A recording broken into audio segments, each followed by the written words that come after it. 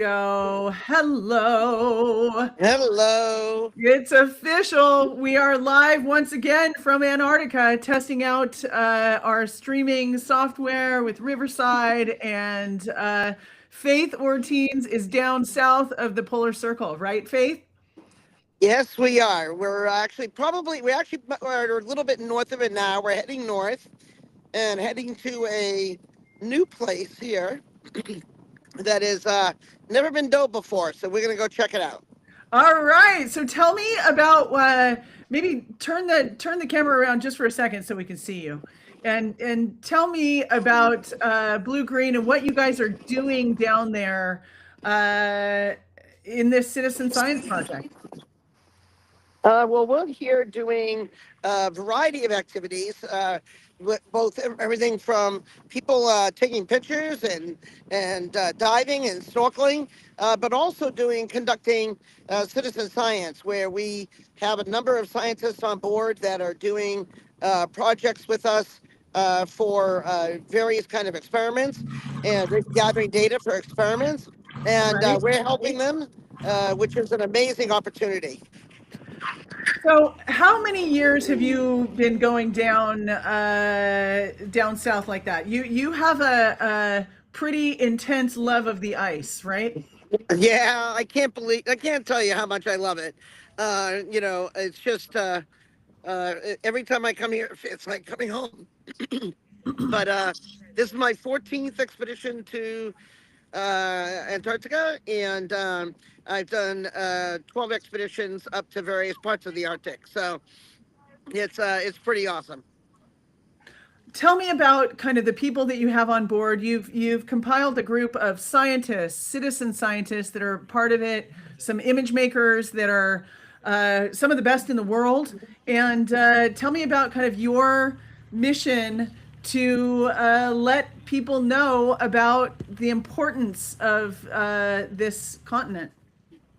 Well, I mean, one of the things that my business partner Paul and I have always felt is that the best way to show people how important an environment is to bring them there and let them see it for themselves. And that's kind of what we're doing here. We're bringing people together who can hopefully go back home and actually teach other people how important this area is, both for just preserving pristine places, for protecting it for the wildlife that's here, but also for our own preservation, because this area is vital to the climate distribution in the planet, because of its impact on deep ocean currents. And without it working the way it does now, life as we know it on Earth will be far different, and probably not the best for human beings. So it's in our own best interest to preserve it and to learn about it. But it's one of those places you can't understand until you get here. Right. As someone who was always like I've always been a warm water diver. Warm climates are my thing. But after experiencing the Arctic with you and Blue Green Expeditions and seeing the science that was happening up there and how amazing it is to see be able to learn from and be a part of the research team that's learning more about little parts of the ocean. You know, you have all these big megafauna, but a big part of the research that's going on down there is the small stuff too, right? Yeah, one of the things that's important is to understand the basis of this whole food web. So we're doing a lot of work on plankton collection. We're doing water sampling to look at the isotopes in the water, so we can track how the isotopes in the water might influence the microbial and the planktonic life. Uh, we're looking at one of the scientists is studying the microbes that live on kelp and other kinds of algae, and how that Wow. might affect the health of the kelp and its role in being a carbon fixer for the reducing carbon in the atmosphere. So we're doing a lot of really cool stuff, and the best part is everybody gets to participate. How do you feel like as how do you, as a trip leader, help people get their hands on in these spaces? I think a lot of people are like, what? You're taking divers diving under icebergs? Talk to us about kind of what it is like to be underwater, to the different gear and equipment that you need to be able to go to these environments. Is it pretty extreme, or can Well, a lot of people access it? I mean, it probably more can access it than you think. You do need a fair amount of experience in a dry suit, and a dry suit with a lot of thick insulation and dry gloves and hoods to keep you warm. Um, but it is accessible. There are plenty of places in the world where you could get some good cold water diving experience. That is very translatable to here. But it isn't for everybody, for sure. You know, it isn't even for every diver. But for most people, are pretty comfortable with the snorkeling.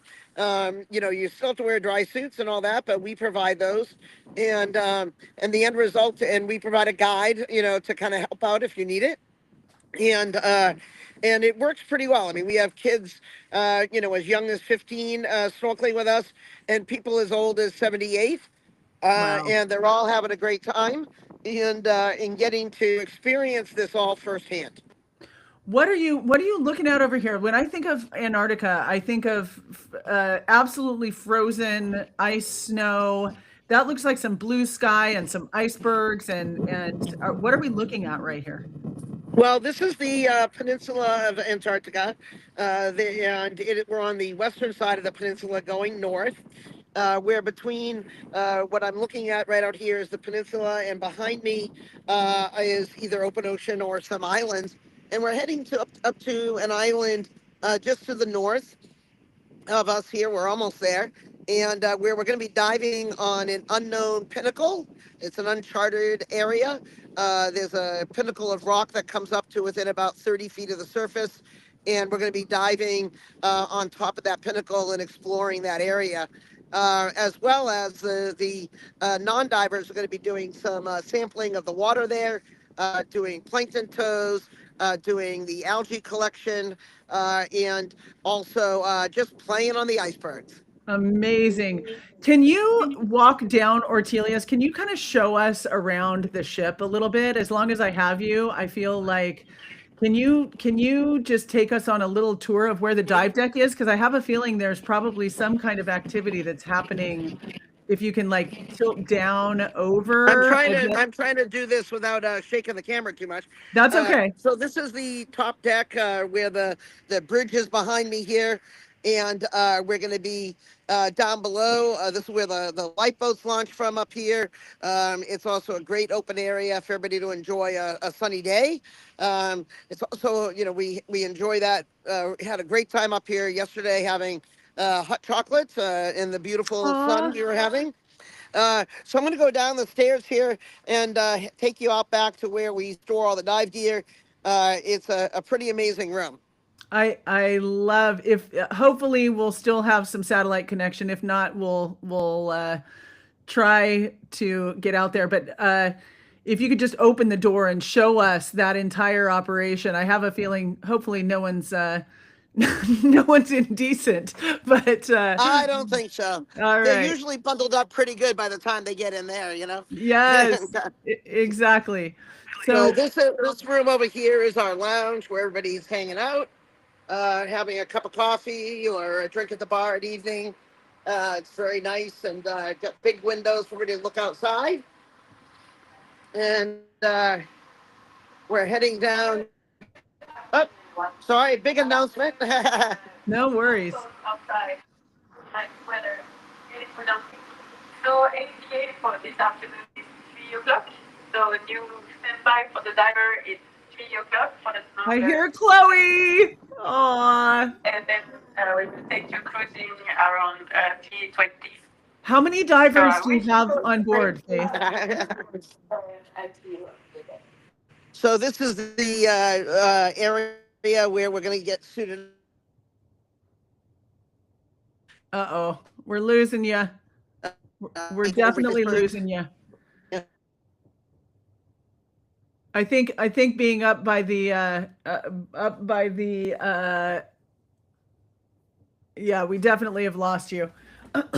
there's obviously very limited satellite coverage down here, so we've frozen in time. If you get a chance and you can hear me and you can head back over closer to the Wi-Fi, that would be fantastic. Otherwise, as I said, she's down. They were just south of the polar circle, and it's such a unique opportunity to be able to reach out to these scientists, these exploration vessels. And it's actually, I remember when Dan and I started this 10 or 11 years ago, being able to do this kind of broadcasting was absolutely, it was almost impossible. So we're going to keep on pushing forward with our technology. I'm going to see if I can get Faith back on the line. But in the meantime, thanks everyone for helping us test this new technology out. I have some new streaming software that I think has been working out pretty well. But we'll see if I can get her back on. If not, we're going to test back again. Thanks so much. We'll give her 2 seconds to see if she'll click back in. Hold on, I got her. She's texting. Okay. I'm going to show you some beautiful, so yesterday I got some footage from them, and I'm going to share a little bit of footage from the experience. This was Faith and some friends checking out penguins. So they were on the first day that they passed through the Drake. A bunch of scientists were down on board the Ortelius. They got to get off. They got to explore a Ukrainian research station, which was really cool. And a bunch of the science that's happening down here involves much of the phytoplankton, as we were talking about, but there's also plenty of opportunity to interact with animals. There's, chin straps and gentoo penguins. Look at these chicks that you're getting amazing interaction with. There's a lot of studies happening, and obviously, as we know, there's things that we need to know about climate change, things we need to know about the changes that are happening down in Antarctica. It looks like Faith is officially clicked out. It looks like our satellite is not relinking the way I was hoping that it would, but let's see if I can try one more time. And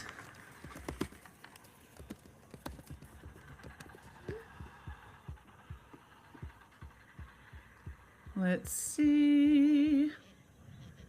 No. Anyway, again, thanks for hanging out with us. This is part of the technology, and part of the testing is, look, it's an unstable video feed. There were times when, oh, look at that penguin scooting itself on its belly. There were times when this technology clearly did not exist, and I just want to thank everyone for bearing with us as we're testing all of this connection. Have a great rest of your day, and stay tuned for more lives that we're going to be bringing you with science and the ocean. And thanks for bearing with us. Bye-bye.